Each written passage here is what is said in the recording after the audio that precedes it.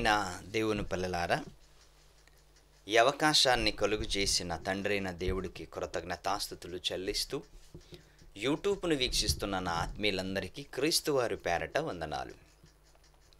ఈరోజు మరి బైబిల్ గ్రంథములో నుంచి దేవుడు మనకు రాయించిన మంచి ఆలోచనలతో కూడుకున్న మాటలను ఈరోజు మనం ఆలోచించటానికి ప్రయత్నం చేద్దాం. భూమి మీద నేటికి మనం అందరూ కూడా క్రైస్తవులుగా మనం పిలువబడుతున్నాం. ఎవరైనా మనల్ని అడిగితే మీరు ఎవరు అని అడిగితే ముందుగా మనము మన క్యాస్ట్ను గురించి మనం ఎప్పుడు చెప్పుకోము. మనం ఎవరు అంటే ముందుగా చెప్పుకునేది ఏంటంటే మేము క్రైస్తవులమండి అని చెప్పుకుంటాం. క్రైస్తవులు, అది పద్ధతి కూడా. దేవుడిలోకి వచ్చిన మనము క్రైస్తవులుగా మారిన తర్వాత, క్రైస్తవులుగా మార్పు చెందిన తర్వాత మనము చెప్పుకోవలసింది ఏంటంటే, అసలు మీరెవరు అంటే ముందుగా మనం చెప్పుకోవలసిన విషయం ఏంటంటే నేను క్రైస్తవుడునండి అని చెప్పుకోవాలి. నేను ఫలానా వాడినండి, నేను కమ్మ, నేను కాప, నేను అది ఇది అని మనం అస్సలు చెప్పుకోకూడదు. ఎందుకంటే ఎప్పుడైతే మనసు మారిందో, మనసు మారి దేవుడిలోకి నీవు ఎప్పుడైతే అడుగు పెట్టావో, అలా అడుగుపెట్టిన నీవు మరొకటి చెప్పుకోవటానికి వీలు లేదు. అలా మరొకటి చెప్పుకుంటున్నావు అంటే నువ్వు ఇంకా లోకములోనే ఉన్నావని అర్థం, ఇంకా లోకములోనే జీవిస్తున్నావని అర్థం. అందుకే ఎవరైనా మీరెవరు అంటే నేను క్రైస్తవుడునండి, యేసుక్రీస్తుని నమ్ముకున్నవాడునండి, యేసుక్రీస్తుని వెంబడిస్తూ యేసుక్రీస్తు కోసం బ్రతికేవాడినండి అని క్రైస్తవుడుగా చెప్పుకోవలసిన ముందుగా విషయం ఇది. క్రైస్తవుడుగా చెప్పుకోవలసిన ముందుగా విషయం. నిన్ను ఎవరు ప్రశ్నించినా, హైందవుడు ప్రశ్నించిన, సిక్కులు ప్రశ్నించిన, ముస్లిమ్స్ ప్రశ్నించిన, ఎవరు ప్రశ్నించినా నీ నోటి ద్వారా సమాధానం ఏమి రావాలి అంటే నేను క్రైస్తవుడునండి అని చెప్పుకోవటానికి నువ్వు సందేహించకూడదు, తర్వాత సిగ్గుపడకూడదు. ఈ రెండు విషయాలు మీరు బాగా గుర్తుంచుకోండి ప్రియులారా. నేను క్రైస్తవుడునండి అని చెప్పుకోవటానికి నీకు సందేహం ఉండకూడదు, రెండవది సిగ్గు ఉండకూడదు. ఎందుకంటే క్రైస్తవులుగా అని చెప్పుకోవటానికి చాలామంది సిగ్గుపడతారు. ఏమని చెప్పుకుంటారు? అగ్ర కులస్తులైతే మేము ఫలానా కులస్తులండి, మేము ఫలానా క్యాస్ట్ అండి, మేము ఫలానా అండి, మేము ఫలానా అండి అని చెప్పుకుంటారు. అలా చెప్పకూడదు. ఎందుకు అంటే నువ్వు ఎప్పుడైతే నీటిలో మునిగావో, నీటిలో మునిగిన రోజే నీ కులం నీటిలోనే పోయింది. ఎప్పుడైతే యేసుక్రీస్తు నామములో నువ్వు బాప్తీసం పొందావో, తండ్రి కుమార పరిశుద్ధాత్మ నామములో బాప్తీసం తీసుకున్నావో, ఆ రోజు నుంచి ఒక క్రైస్తవుడివే కానీ మరొక కులానికి చెందిన వాడివి కాదు, మరొక క్యాస్ట్కి చెందిన వాడివి కాదు. మీరు బాగా ఆలోచించండి ప్రియులారా. క్రైస్తవులైన తర్వాత కూడా క్యాస్ట్ ఫీలింగ్ అని, కులపిచ్చని ఇవి ఉండకూడదు. ఒకవేళ ఇవి ఉన్నాయనుకోండి, మన ఆధ్యాత్మిక జీవితము ఎదుగుదల అనేది ఉండదు ప్రియులారా. ఆధ్యాత్మిక జీవితము ఎదుగుదల అనేది ఉండదు. మనము క్రైస్తవులము ఎవరు అంటే మనము క్రైస్తవులము అని చెప్పుకోవాలి. అసలు అలా చెప్పుకుంటున్నప్పుడు ఎంత ఫీలింగ్ వస్తుంది మీరు ఆలోచించి. నేను క్రైస్తవుడునండి అని చెప్పుకోవాలి. ఎవరు అడిగినా, ప్రధానమంత్రి అడిగినా అదే చెప్పాలి, లోకల్ సర్పంచ్ అడిగినా అదే చెప్పాలి, బయట వాళ్ళు ఉగ్రవాదులు అడిగినా అదే చెప్పాలి, నేను క్రైస్తవుడునండి అని. అందుకే ఎప్పుడు కూడా నేను క్రైస్తవుడునండి అని చెప్పుకోవటానికి సిగ్గుపడకూడదు. ఎందుకు సిగ్గుపడకూడదు అంటే అలా సిగ్గుపడితే నీవు క్రైస్తవుడివి కానే కాదు. అలా సిగ్గుపడితే నీవు క్రైస్తవ జీవితాన్ని ముందుకి కొనసాగించలేవు. ఎందుకు అంటే క్రైస్తవుడుగా మారావు అంటే, క్రైస్తవుడుగా మార్పు చెందావు అంటే, దేవునిలోకి నువ్వు వచ్చావు అంటే, అసలు క్రీస్తులోకి నిన్ను నడిపించిన వాడు, క్రీస్తులోకి నిన్ను తీసుకొచ్చిన వాడు ఎందుకు తీసుకొచ్చారు, ఏమని చెప్పారు అంటే, ఇదిగో ఒక మాట చెప్పుంటారు నీకు. క్రైస్తవులు అవుతున్న వాళ్ళకి, క్రైస్తవుడుగా మారుతున్న వాళ్ళకి ఏమని చెప్పింటారు అంటే, అపోస్తుల కార్యములు ఒక బైబిల్ మంచి విషయాన్ని మనకి రాయబడింది, చదువుకుందాం. చాలా మంచి విషయం. అపోస్తుల కార్యములు 20వ అధ్యాయము 28వ వచనం. 20వ అధ్యాయము 28వ వచనం. దేవుడు తన స్వరక్తమిచ్చి సంపాదించిన తన సంఘమును కాయుటకు, దేవుడు తన స్వరక్తమిచ్చి, యేసుక్రీస్తు వారు తన స్వరక్తమిచ్చి సంపాదించుకొనిన సంఘం. ఎప్పుడు నువ్వు సంఘం, నువ్వు ఫలానా వాడేంటి, నువ్వు ఫలానా కులస్తుడేంటి, నువ్వు ఫలానా క్యాస్ట్ వాడేంటి, నువ్వు సంఘం. అసలు నువ్వు సంఘముగా మారావు అంటే, నువ్వు సంఘముగా తీర్చిదిద్దాడు అంటే ఎలా తెలుసా? స్వరక్తమిచ్చి సంపాదించుకున్న సంఘము. స్వరక్తమిచ్చి నిన్ను సంపాదించుకున్నాడు, రక్తమిచ్చి నిన్ను సంపాదించుకున్నాడు యేసుక్రీస్తు వారు. స్వరక్తమిచ్చి సంపాదించుకున్నాడు అని బైబిల్లో ఉంది. అంటే నువ్వు క్రైస్తవుడుగా మారావు అంటే, నువ్వు క్రైస్తవుడిగా నువ్వు ఉన్నావు అంటే నీ మూలాలేంటి తెలుసా? నువ్వు నమ్ముకోవటానికి మూలాలేంటంటే, నీ కోసం యేసుక్రీస్తు వారు రక్తము కార్చాడంట. అలా రక్తము కార్చిన నీ కోసము, అలా రక్తము చిందించిన నీ కోసము యేసుక్రీస్తు వారు ఏమంటున్నాడు అంటే, నేను మీకోసము రక్తము కార్చాను, మిమ్మల్ని సంఘముగా, ఒక సొసైటీగా నేను ఏర్పరిచాను, నేను మిమ్మల్ని ఒక సంఘముగా ఏర్పరిచాను. ఏమంటున్నాడు? దేవుడు తన స్వరక్తమిచ్చి సంపాదించిన తన సంఘమును కాయుటకు పరిశుద్ధాత్మ మిమ్మల్ని దేని యందు అధ్యక్షులుగా ఉంచునో, దేని యందు అధ్యక్షులుగా ఉండునో ఒకసారి మీరు ఆలోచించండి. అంటే నువ్వు సంఘముగా మారావు, నువ్వు సంఘముగా మారావు. నువ్వు మనిషిగా ఉన్న నీవు ఆ కులము, ఈ కులము, ఆ కులమని చెప్పుకుంటున్న నీవు అన్ని కులాలను పక్కకు పెట్టి నీవు సంఘముగా మారావు. సంఘముగా అంటే నువ్వు క్రైస్తవుడుగా మారావు. నువ్వు క్రైస్తవుడుగా మారావు అంటే ఆ రోజు నుంచి నీకు అన్నీ పోయాయి. కులం పోయింది, మతం పోయింది, అన్నీ పోయాయి. నీకు ఒకటి దక్కింది ఏంటంటే, క్రైస్తవుడు అనే పేరు నీకు దక్కింది. ఆ పేరు నీకు ఎలా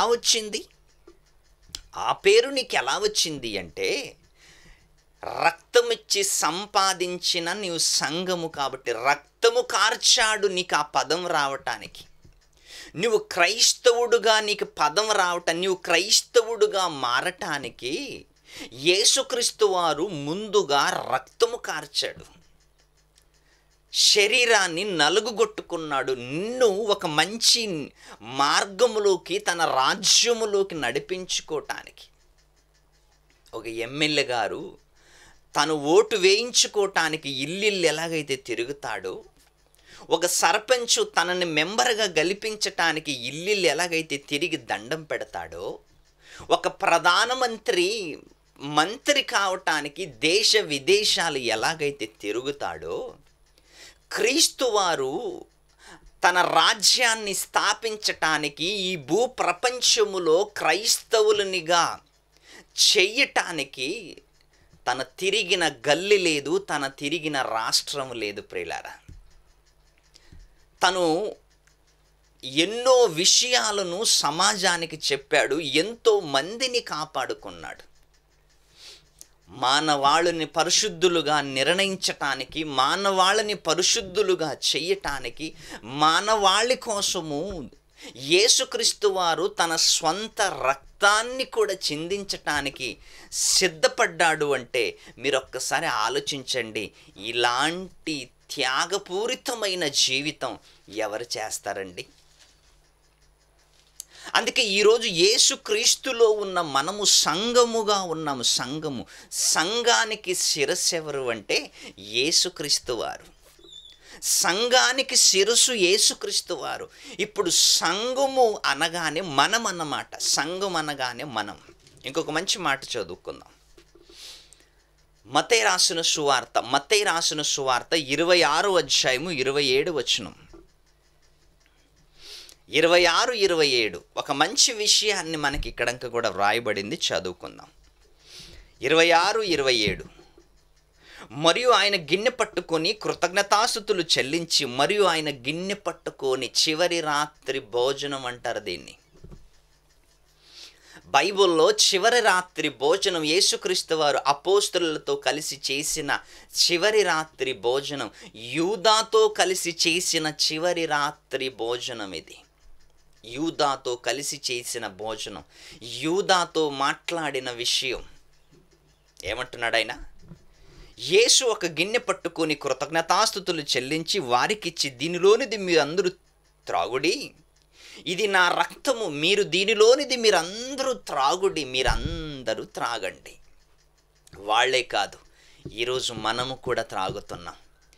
దీనిలోనిది మీరందరూ త్రాగండి, అందరూ త్రాగండి, అందరూ త్రాగుడి. మీరు దీనిలోనిది మీరందరూ త్రాగండి అని యేసుక్రీస్తు వారు ఆ రోజు అపోస్తలులకి చెప్తున్నాడు. ఏమంటున్నాడంటే, ఇది నా రక్తము, ఇది నా రక్తము, ఇది నా రక్తము. స్వరక్తమిచ్చి సంపాదించిన సంఘము కోసము భూమి మీద చెదిరిపోయిన మనల్ని ఐక్యపరచటానికి, పాపములో ఉంటున్న మనల్ని పరిశుద్ధులుగా చేయటానికి, చీకటిలో ఉంటున్న మనల్ని వెలుగులోకి నడిపించటానికి యేసుక్రీస్తు వారు ఏమంటున్నారంటే, ఇది నా రక్తము అనగా పాప క్షమాపణ నిమిత్తము, పాప క్షమాపణ. నువ్వు పాపాలు చేస్తున్నావంటే నీకు క్షమాపణ యేసు రక్తమే అని బైబిల్ ఎంత క్లియర్గా చెప్పింది మీరు ఆలోచించండి. నువ్వు పాపాలు చేస్తున్నావంటే పాపాలకి క్షమాపణ యేసు రక్తము, ఇంకెవరి రక్తము ద్వారా క్షమాపణ లేదు. గొర్రెల రక్తమందైనను, మేకల రక్తమందైనను, కోళ్ళ రక్తమందైనను, జంతువుల రక్తమందైనను మనిషికి రక్షణ లేదు అని బైబిల్ మనకి ఎంత స్పష్టంగా వినిపిస్తుంది మీరు ఆలోచించండి. ఏ రక్తమందు రక్షణ లేదు, క్రీస్తు రక్తమందు రక్షణ మనకి కనిపిస్తుంది. క్రీస్తు రక్తమందు మనకి రక్షణ. ఏమంటుంది? ఇది నా రక్తము అనగా పాప క్షమాపణ నిమిత్తము అనేకుల కొరకు చిందింపబడుచున్న నిబంధన రక్తము. అనేకుల కొరకు, భూమి మీద ఆరిన నేల మీద బ్రతుకుతున్న, పుట్టుకొస్తున్న అనేక మంది కోసము, అనేకుల కొరకు చిందింపబడుచున్న నిబంధన రక్తము. నిబంధన చట్టం, పాత నిబంధన చట్టము ఇశ్రాయేలీయులకైతే, కొత్త నిబంధన చట్టము క్రైస్తవులకి. పాత నిబంధన చట్టము ఇశ్రాయేలులకి, యూదులకైతే, కొత్త నిబంధన చట్టము క్రైస్తవులకి, అన్యులకి. ఈ కొత్త నిబంధన చట్టము అందరికీ వర్తిస్తుంది. పాత నిబంధనను కొట్టివేయటానికి దేవుడు మరొక నిబంధనను ప్రారంభిస్తున్నాడు. మరొక నిబంధన, అది ముందున్న నిబంధన లాంటిది కాదు. ముందున్న నిబంధనలో కొన్ని మార్పులు చేర్పులు చేసి మరొక కొత్త నిబంధన దేవుడు మనకి ఇవ్వబోతున్నాడు. ఆ నిబంధన స్థాపించటానికి యేసుక్రీస్తు వారు తన రక్తమును ద్వారపోస్తున్నాడట, తన రక్తమును చిందిస్తున్నాడంట. మన దేశము స్వాతంత్రం కోసము ఎంతమంది రక్తాన్ని చిందించారు మీరు ఆలోచించండి. ఎంతమంది రక్తాన్ని చిందించారు మనకి స్వాతంత్రం ఇవ్వటానికి, మనము స్వేచ్ఛగా బ్రతకటానికి, మనము భారతదేశములో న్యాయంగా బ్రతకడానికి మనకంటే పూర్వీకులు దేశము కోసం ఎంతమంది రక్తము కార్చారు. వాళ్ళందరూ కూడా మనకు గుర్తుకొస్తున్నారు కదా ఈరోజు. వాళ్ళందరూ మనకి గుర్తుకొస్తున్నారు. వాళ్ళందరిని మనము జ్ఞాపకం చేసుకుంటున్నాం. 15th ఆగస్టు రాగానే నిజంగా దేశభక్తులందరూ గుర్తుకొస్తున్నారు. దేశభక్తులు గుర్తుకొస్తున్నారు.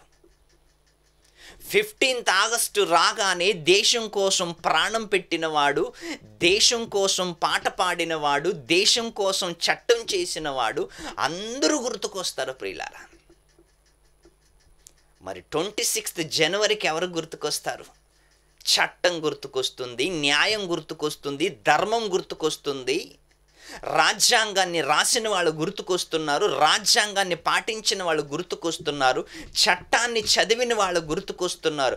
15th ఆగస్టు రక్తం కార్చిన వాళ్ళు గుర్తుకొస్తే 26th జనవరికి చట్టాన్ని తీసుకొచ్చిన వాళ్ళు గుర్తుకొస్తున్నారు, చట్టం గుర్తుకొస్తుంది.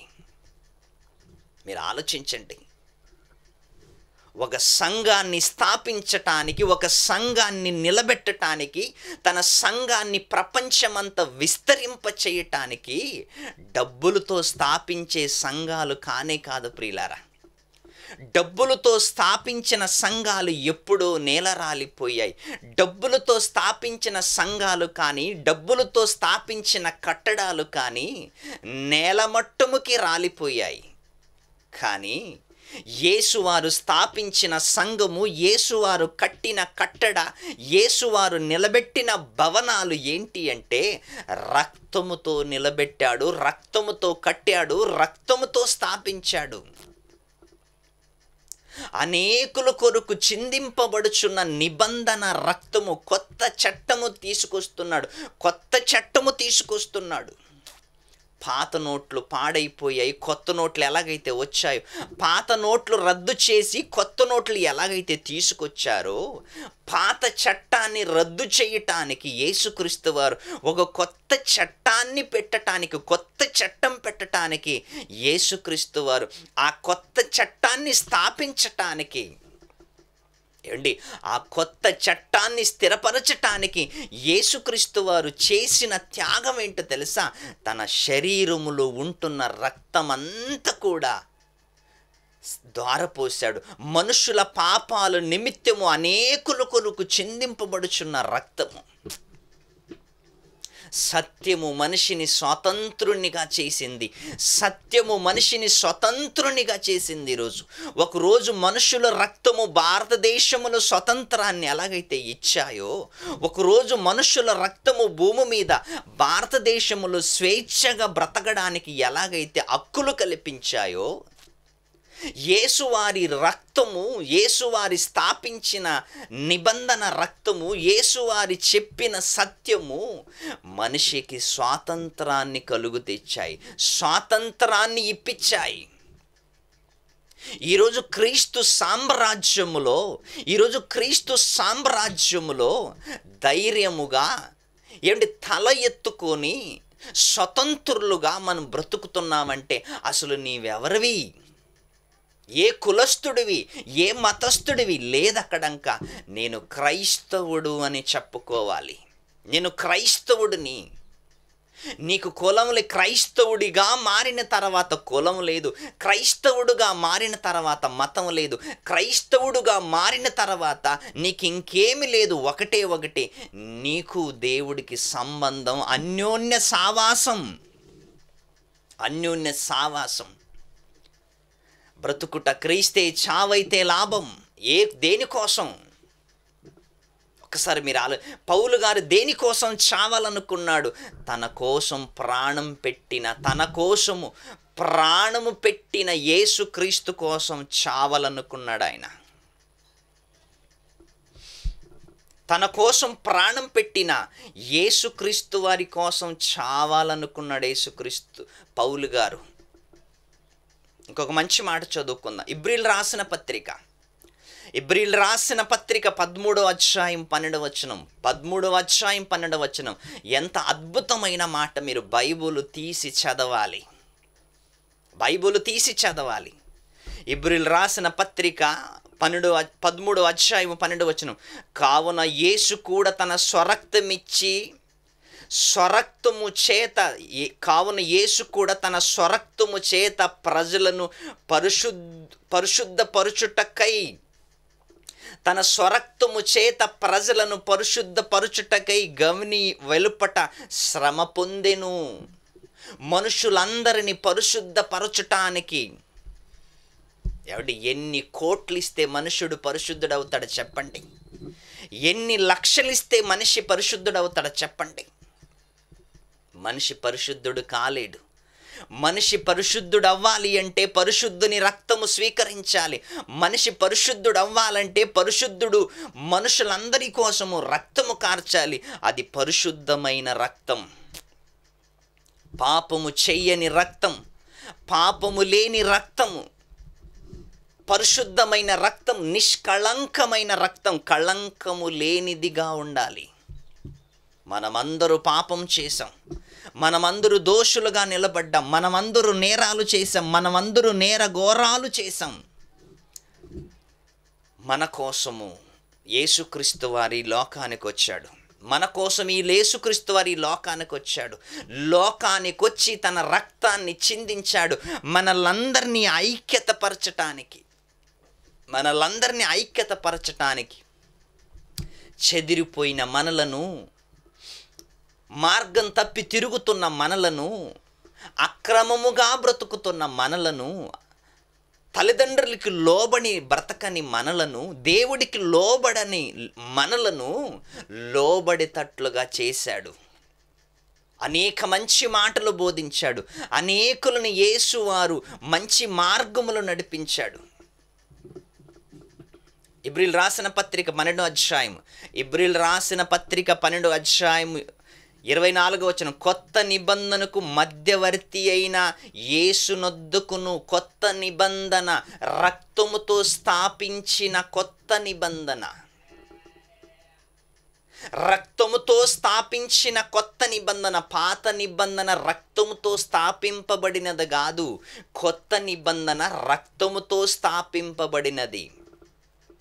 క్రొత్త నిబంధనకు మధ్యవర్తి అయిన యేసునొద్దకును హేబేలు కంటే మరి శ్రేష్టముగా పలుకు ప్రోక్షణ రక్తమునకు మీరు వచ్చి ఉన్నారు. ఏంటి? పలుకు ప్రోక్షణ రక్తమునకు మీరు వచ్చి ఉన్నారు. హేబేలు కంటే శ్రేష్టమైన రక్తము యేసు రక్తము. హేబేలు కంటే శ్రేష్టమైన రక్తము యేసు రక్తము. ఆ రక్తాన్ని యేసుక్రీస్తు వారు చిందించారు. ఆ రక్తాన్ని యేసుక్రీస్తు వారు చిందించి ఒక కొత్త చట్టాన్ని స్థాపించాడు. మనందరికీ కొత్త చట్టాన్ని స్థాపించాడు. ఎందుకు కొత్త చట్టాన్ని స్థాపించాడు అంటే, ఎందుకు కొత్త చట్టాన్ని తీసుకొచ్చాడు అంటే, ఆ చట్టానికి లోబడిన వాళ్ళందరినీ కూడా క్రైస్తవులుగా పిలవాలని. ఆ చట్టానికి లోబడిన వాళ్ళందరినీ, ఆ చట్టాన్ని స్వీకరించిన వాళ్ళందరినీ, ఆ చట్టపు అడుగుజాడలలో నడిచిన వాళ్ళందరూ ఎవరు అంటే క్రైస్తవులు. జగత్తు పునాది వేయబడక ముందే యేసుక్రీస్తు ద్వారా తనకు అనేక మంది కుమారులనుగా స్వీకరించాలి అని దేవుని ప్రణాళిక ఇది. మానవుని ప్రణాళిక కాదు. యేసు రక్తము కార్చాలి. యేసు రక్తము కార్చిన ఆ రక్తములో అనేక మంది కడగబడాలి. కడగబడిన వారు పరిశుద్ధులుగా, నిర్దోషులుగా తండ్రి ఎదుట నిలబడాలి అని ఎన్ని ప్రణాళికలున్నాయి ఆ రక్తములో. ఆ రక్తములో దేవుని ప్రణాళికలున్నాయి. ఆ రక్తములో దేవుని సంకల్పం ఉంది. ఆ రక్తములో దేవుని ఉద్దేశాలున్నాయి. అనేకుల కొరకు, అనేక పాపముల కొరకు చిందింపబడుచున్న నిబంధన రక్తము దేవుడు తన స్వరక్తమిచ్చి సంపాదించుకున్న సంఘము కోసం. ఏమనుంది బైబిల్లో? దేవుడు తన స్వరక్తమిచ్చి సంపాదించుకున్న సంఘం. ఇప్పుడు నీవు నేను రక్తములో కడగబడి బయటికొచ్చి, ఎవరు మనం? ఈరోజు మనమంతా క్రైస్తవులమి అంటే యేసుక్రీస్తును వెంబడిస్తున్న వాళ్ళమి. యేసుక్రీస్తుని వెంబడిస్తున్న వాళ్ళమి, యేసుక్రీస్తు కోసం బ్రతుకుతున్న వాళ్ళమి, యేసంటే ప్రాణాలైనా పెట్టటానికి సిద్ధపడిన వాళ్ళమి. అలాంటి వాళ్ళే క్రైస్తవులు, అలాంటి వాళ్ళే దేవుడు నా పిల్లలని చెప్పుకుంటున్నాడు దేవుడు. స్వార్థం కోసము, ధనాపేక్ష కోసము, రోగాలు పోవటానికి, గుండె నొప్పి తగ్గటానికి, జబ్బులు తగ్గటానికి యేసునద్దకొచ్చిన వాడు క్రైస్తవుడు కాదు. రోగాలు పోవటానికి, రోగాలు తీసుకోవటానికి యేసునద్దకొచ్చిన వాడు క్రైస్తవుడు కాదు. రక్తములో కడగబడి పరలోకానికి వెళ్ళటానికి వచ్చిన వాడే క్రైస్తవుడు. రోగాలు తీసుకొని, రోగాలు పోగానే మళ్ళీ యేసుక్రీస్తులో నుంచి వెళ్ళిపోయి లోకములో కలిసిపోయిన వాడు క్రైస్తవుడు ఎలా అవుతాడు? వారానికి ఒకసారి, నెలకొకసారి, సంవత్సరానికి ఒక్కసారి వచ్చిన వాడు క్రైస్తవుడు ఎలా అవుతాడు? రోజు సిలువని మోసుకొని వెంబడించమంటున్నాడు యేసుక్రీస్తు. నన్ను వెంబడించగోరిన ఎడల నీవు క్రైస్తవుడు అవ్వాలని కోరిన ఎడల సిలువను ఎత్తుకొని వెంబడించు, శ్రమలు మోసుకొని వెంబడించు, శ్రమలు మోసుకొని సువార్తను ప్రకటించు. సిలువంటే ఏంటి శ్రమ, సిలువంటే ఏంటి భారం, సిలువంటే ఏంటి కష్టం, సిలువంటే ఏంటి శ్రమలు ప్రియులారా. ఆ సిలువ విలువ తెలియకుండా ఒక్కసారి మీరు ఆలోచించండి. అందుకే స్వరక్తాన్ని కార్చి ఒక సంఘాన్ని స్థాపించాడు. ఆ సంఘం ఈరోజు దేశవ్యాప్తంగా, ప్రపంచవ్యాప్తంగా ఎన్ని దేశాలైతే ఉన్నాయో అన్ని దేశాలకి విస్తరించిందే క్రీస్తు సామ్రాజ్యం. ఈ సామ్రాజ్యాన్ని స్థాపించటానికి యేసుక్రీస్తు వారు చేసిన త్యాగం, తన రక్తాన్ని చిందించాడు, తన రక్తాన్ని కార్చాడు, స్వరక్తాన్ని ఇచ్చాడు. రాజ్యాలు స్థాపించటానికి పరాయి వాళ్ళ రక్తాలు చిందించటం కాదు. ఒక రాజ్యం స్థాపించాలంటే పరాయి వాళ్ళ రక్తాలు చిందిస్తుంటారు, అంతే కదా. నీ రాజ్యం నిలబడాలంటే అవతల వాళ్ళ జనాలని రక్తంతో ఆడుకుంటారు. నీ రాజ్యం స్థాపింపబడాలి అంటే అవతల రాజ్యాలని చంపేయాలి, అవతల రాజ్యాలని రక్తపాతం చేయాలి. అప్పుడే ఒక రాజ్యం నిలబడుతుంది. ఒక రాజ్యం నిలబడాలంటే ఎన్నో రాజ్యాలని రక్తపాతం చేయాలి. యేసు స్థాపించిన రాజ్యము, యేసు నిలబెట్టిన సామ్రాజ్యము హత్య చేసి కాదు, తన సొంతంగా రక్తము కార్చి ఈ సామ్రాజ్యాన్ని నిలబెట్టాడు, ఈ సామ్రాజ్యాన్ని స్థాపించాడు యేసుక్రీస్తు వారు. రక్తముతో స్థాపించిన సామ్రాజ్యం యేసు సామ్రాజ్యం. రక్తముతో నిలబెట్టిన సంఘం క్రీస్తు సంఘం. ఈ సంఘములో నీవున్నావా? ఈ సామ్రాజ్యములో నీవున్నావా? ఈ వెలుగులో నీవున్నావా? ఉంటే నీవెలా ఉంటావు? ఉంటే నీవెలా ఉన్నావు? ఎవరి కోసం ఉన్నావు? ఎలా బ్రతుకుతున్నావు? ఇంకా మిగతా భాగాన్ని రేపు మాట్లాడుకుందాం. మిగతా ఇంకా చాలా చక్కటి విషయాలు రేపు మాట్లాడుకుందాం. ఇంతటితో ముగిస్తూ సెలవు తీసుకుంటున్నాను. Thank you very much.